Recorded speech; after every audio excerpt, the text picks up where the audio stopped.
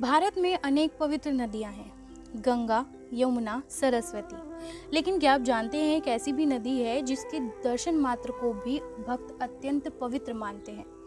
एक ऐसी नदी जो हिमालय से नहीं निकलती, जो पूर्व की ओर नहीं बल्कि पश्चिम की ओर बहती है, जिसे पुराणों और लोक परंपराओं में भगवान शिव की पुत्री कहा जाता है।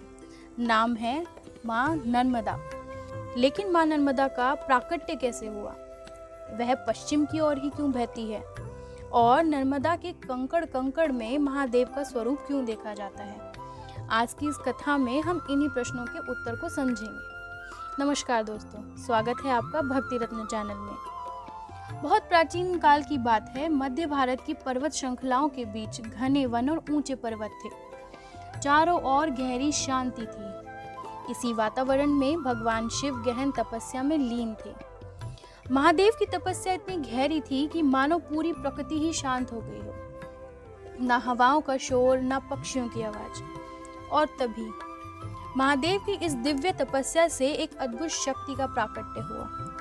एक दिव्य कन्या, अत्यंत सुंदर, तेजस्वी और अलौकिक। कहा जाता है कि वह स्वयं भगवान शिव से उत्पन्न हुई थी। वही थी नर्मदा। इसी कारण उन्हें शिवजा और शांकरी जैसे नामों से भी पुकारा जाता है। नर्मदा के प्राकट्य से तीनों लोकों में आनंद फैल गया। देवता ने जब उस दिव्य कन्या को देखा तो उसके तेज और सौंदर्य से सभी आश्चर्यचकित हो गए। कहा जाता है कि देवता और असुर भी उनकी ओर आकर्षित हुए, लेकिन नर्मदा स्वतंत्र थी। वह किसी बंधन में बंधना नहीं चाहती थी। उनके भीतर एक दिव्य संकल्प था, धरती पर जाकर प्राणियों के बीच जीवन को पवित्र करना। और इसी संकल्प के साथ में उनकी दिव्य यात्रा आरंभ हुई। नर्मदा ने स्वयं को एक पवित्र नदी के रूप में परिवर्तित कर लिया। एक छोटी सी दिव्य धारा पर्वतों के बीच से बहने लगी। चट्टानों को पार करती हुई, वनों को सींचती हुई वह निरंतर आगे बढ़ती गई। उनके चंचल और उछलते प्रवाह के कारण उन्हें रेवा नाम भी मिला। रेवा अर्थात उछलती कूदती हुई आगे बढ़ने वाली। आज भी कई स्थानों पर नर्मदा की धारा चट्टानों के बीच उछलती हुई दिखाई देती है। मां नर्मदा का उद्गम अमरकंटक से माना जाता है। यह नर्मदा उद्गम कुंड भक्तों की श्रद्धा का प्रमुख केंद्र है। मैकल पर्वत क्षेत्र में स्थित अमरकंटक से नर्मदा अपनी लंबी यात्रा आरंभ करती है। और यहाँ एक अद्भुत बात भी है, इसी क्षेत्र से सोन नदी भी निकलती है। लेकिन सोन नदी पूर्व की ओर बहती है, जबकि नर्मदा पश्चिम की ओर। मानो दोनों ने अपना अपना मार्ग पहले से ही चुन लिया हो। अब सवाल है, नर्मदा पश्चिम की ओर ही क्यों बहती है? इस विषय में अलग अलग पौराणिक और लोक कथाएं मिलती हैं। अमरकंटक की प्रसिद्ध लोक कथा के अनुसार नर्मदा और सोन के विवाह की बात चली, लेकिन परिस्थितियां ऐसी बनी कि वह संबंध पूरा नहीं हो सका। और कहा जाता है कि नर्मदा ने अपना मार्ग बदल लिया और पश्चिम दिशा की ओर चल पड़ी। यह लोक मान्यता आज भी अमरकंटक की परंपराओं में सुनाई जाती है। हालांकि भूगोल की दृष्टि से नर्मदा का पश्चिम की ओर बहना उसकी घाटी और भू आकृति संरचना से जुड़ा हुआ है। अर्थात कथा अपनी जगह श्रद्धा है और भूगोल अपनी जगह विज्ञान। नर्मदा आगे बढ़ती गई, कहीं शांत, कहीं चंचल और कहीं विशाल, कहीं चट्टानों के बीच तेज वेग से बहती हुई। इसी यात्रा में आता है कपिल धारा, जहां नर्मदा की धारा लगभग 24 मीटर ऊंची चट्टान से नीचे गिरती है। जल की गर्जना, घना वन और दूध जैसी दिखाई देती जलधारा, मानो प्रकृति स्वयं मां नर्मदा की आरती उतार रही हो। इसके आगे दुग्ध धारा भी आती है, जिसे उसके झागदार दूध जैसे प्रवाह के कारण यह नाम मिला। मां नर्मदा केवल एक नदी नहीं थी, उनके किनारे ऋषियों और तपस्वियों की साधना की भूमि बनाते चले गए। घने जंगल, एकांत पर्वत, नदी की जल की मधुर ध्वनि और ध्यान में लीन ऋषि। कहा जाता है कि अनेक सिद्ध पुरुषों ने नर्मदा के तट पर साधना की। इसी कारण अमरकंटक सहित नर्मदा के अनेक तट आज भी आध्यात्मिक आस्था का केंद्र है। नर्मदा से जुड़ी एक और अत्यंत पवित्र मान्यता है। नर्मदा के तट से मिलने वाले कुछ विशेष प्राकृतिक गोलाकार पत्थरों को नर्मदेश्वर शिवलिंग के रूप में पूजा जाता है। भक्त इन प्राकृतिक शिवलिंगों में स्वयं महादेव का स्वरूप देखते हैं। इसीलिए नर्मदा की धारा को केवल नदी नहीं बल्कि शिवमयी धारा भी माना जाता है। नर्मदा तट पर इसलिए हर हर नर्मदे के साथ साथ ओम नमः शिवाय की ध्वनि भी सुनाई देती है। अब आता है मां नर्मदा से जुड़ा एक अद्भुत लोक प्रसंग।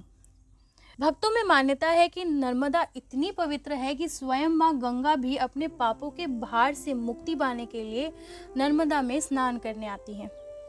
अमरकंटक से जुड़ी लोक कथा में कहा जाता है कि गंगा एक सुंदर युवती का रूप धारण करके नर्मदा में स्नान करने आती है।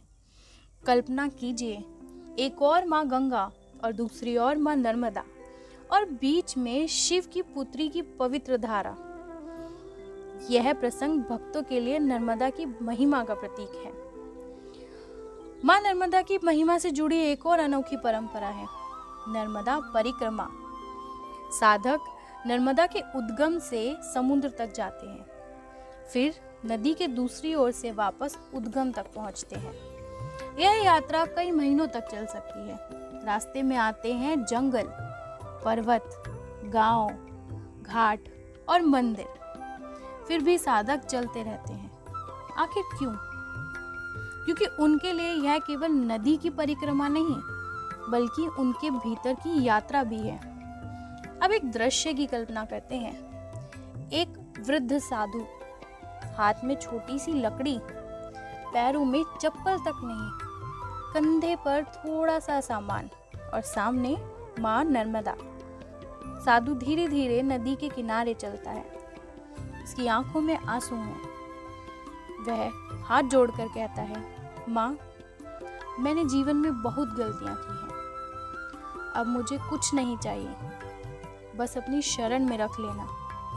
नर्मदा की लहरें उसके चरण को छूती हैं। हवा धीरे से चलती है, पेड़ों की पत्तियां हिलती हैं और साधु अपनी आंखें बंद कर लेता है। कभी कभी ईश्वर उत्तर शब्दों में नहीं देते, एक हवा के झोंके में, एक नदी की लहर में या मन में उतरती अचानक मिलती शांति में उत्तर दे देते हैं। यही है मां नर्मदा की अनुभूति। मां नर्मदा अपनी यात्रा निरंतर जारी रखती है। मध्य प्रदेश से आगे बढ़ते हुए वह गुजरात की ओर चली जाती हैं और अंत तक खंबात की खाड़ी के माध्यम से अरब सागर में समा जाती हैं। सोचिए, अमरकंटक से निकली एक छोटी सी जलधारा और अंततः विशाल समुद्र में अपना अस्तित्व समर्पित कर देती है। मां नर्मदा को भारत की अत्यंत पवित्र नदियों में गिना जाता है। उनके तट पर अमरकंटक, ओमकारेश्वर, महेश्वर, नर्मदापुरम और भेड़ा घाट जैसे अनेक धार्मिक और सांस्कृतिक स्थल हैं।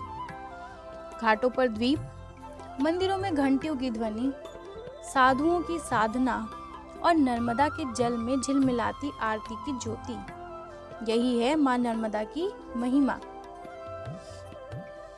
नदी कभी अपनी मंजिल की चिंता नहीं करती, वह बस बहती रहती है। चट्टान आती है तो रास्ता बना लेती है, पहाड़ आता है तो उसे काट कर आगे बढ़ जाती है, गहराई मिलती है तो उसमें उतर जाती है और अंततः समुद्र में मिल जाती है। मां नर्मदा हमें भी यही सिखाती है, जीवन में बाधाएं आएंगी लेकिन अपने प्रवाह को मत रोकना। रास्ता कठिन हो फिर भी आगे बढ़ते रहना और जब समय आए तो अपने अहंकार को ईश्वर के विशाल सागर में समर्पित कर देना। मां नर्मदा केवल जल की धारा नहीं है, वह है शिव की स्मृति, ऋषियों की साधना, भक्तों की आस्था और करोड़ों हृदयों की मां। भक्तों की मान्यता है कि गंगा में स्नान से पुण्य मिलता है, तो नर्मदा के दर्शन को भी अत्यंत पवित्र माना जाता है। इसलिए जब भी नर्मदा का नाम लें, उन्हें केवल नदी मत समझिए, उन्हें माँ कहकर पुकारिए और मन से कहिए, हे माँ नर्मदे, हमारे जीवन की सारी अशांति अपने पवित्र प्रवाह में बहा कर ले जाइए। और फिर दोनों हाथ जोड़कर बोलिए, हर हर नर्मदे, जय माँ नर्मदा। अगर आपको ऐसी ही दिव्य पौराणिक और आध्यात्मिक कथाएं पसंद हैं तो भक्ति रत्ना चैनल को सब्सक्राइब करें और कमेंट में ज़रूर लिखें हर हर नर्मदे। ओम नमः शिवाय।